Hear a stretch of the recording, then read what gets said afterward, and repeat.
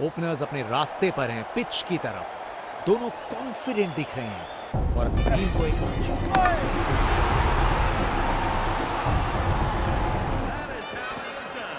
LBW की बहुत बड़ी अपील।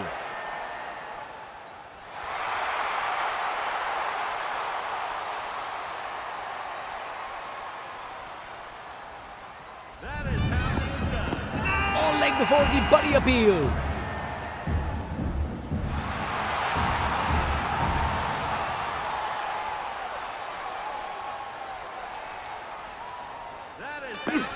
बैट्समैन से हुई खता, निकल गई गेंद, ढेर हुए स्टंप्स।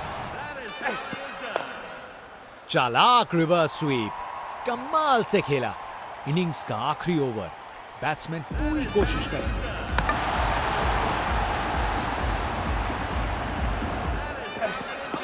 ये जोर की अपील की है फील्डिंग टीम ने।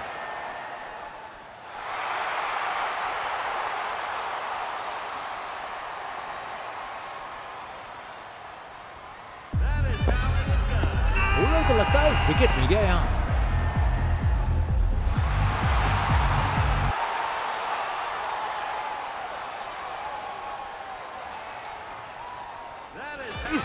बैट पैड के बीच से बॉल चली स्टंप्स की ओर। विकेट, बॉल सीधा निशाने पे। बैट्समैन से हुई खता, निकल गई गेंद, ढेर हुए